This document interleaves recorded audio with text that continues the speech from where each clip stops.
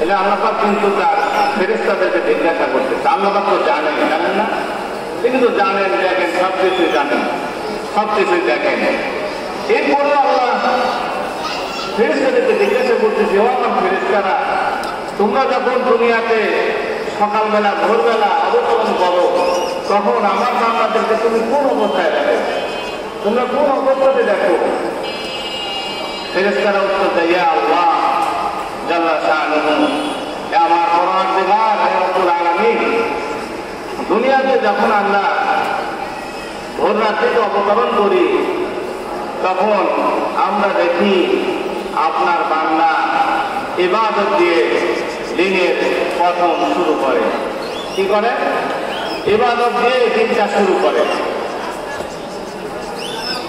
এরপরে আল্লাহ রাব্বুল আলামিন বলেন, আর শেষবার যখন তোমরা দুনিয়াতে অবতরণ করো, তখন আমার বান্দাদেরকে কোন অবস্থায় তোমরা দেখো?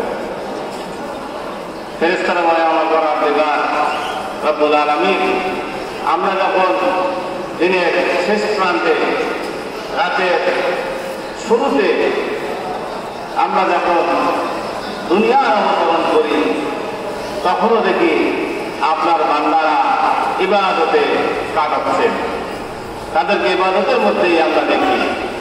আল্লাহ বলেন, যার শুরু ইবাদত দিয়ে, যার শেষ ইবাদত দিয়ে, তার পুরা বন্দেগীটাই ইবাদত দেখে দাও। সুবহানাল্লাহ। যার শুরু হলো ইবাদত দিয়ে, যার শেষ হলো ইবাদত দিয়ে।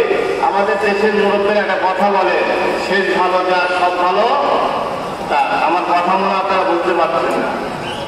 শেষ ভালো যার সব ভালো তার, আসলে কথা তো এমনি এমনি হয় না। এই কথা যখন দলিল পেয়েছে, প্রমাণ পেয়েছে, তখন এই কথাটা মানুষের মুখে মুখে রটে গেছে। কি বলে, ঠিক কিনা? এই জন্য শেষ ভালো যা সব ভালো তার। এই জন্য বান্দা শুরু করবে ইবাদত দিয়ে, শেষ করবে কি দিয়ে? ইবাদত দিয়ে।